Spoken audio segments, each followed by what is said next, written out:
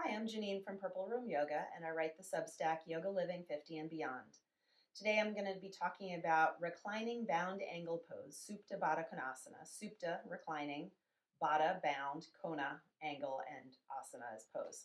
So Supta Baddha Konasana is a lovely restorative yoga pose that you can just practice, as a stretch, or you can practice as a longer held pose for more restoration and relaxation. So the regular pose is on your back, right? Reclining, coming down onto your back. Bring the soles of the feet together and let the knees just drop open to either side. And you'll feel a gentle opening through the inner thighs. I like to press the heels together for a moment to sort of engage all the muscles and then let it all go and let the pelvis drop onto the floor. And the thighs will drop open as they want. You can either rest the hands on the belly. I like to open the arms to the sides. Sometimes I like to bring the fingertips together above my head, letting the elbows open. And this kind of mimics what the legs are doing. And it's just kind of a nice shoulder opener as well.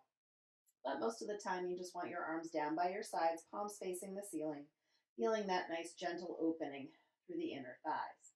Now, if you're going to stay here for long periods of time, it's kind of nice to give yourself some support so you can really relax into the pose. Because what happens is as the knees drop, over time, that stretch between at the inner thighs starts to strain a little bit as the legs are trying to resist gravity.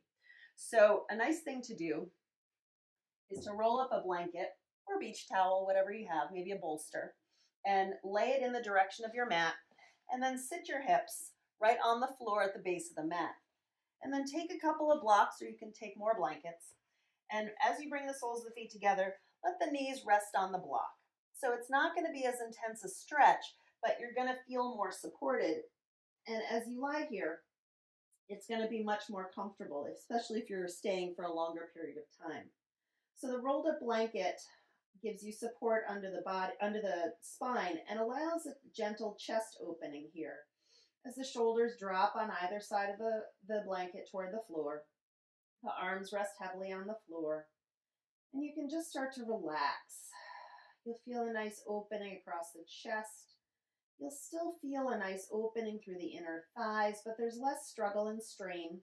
The legs being supported can really relax into the blocks, and you can play with how high or low you want those to be, right? If you're kind of tight, having the blocks a little bit higher might be more useful.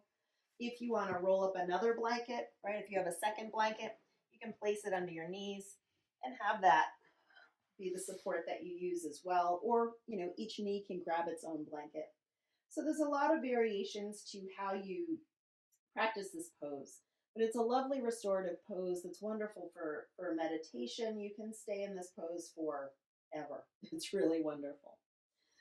Well, that's pretty much reclining bound angle. Thank you so much for watching.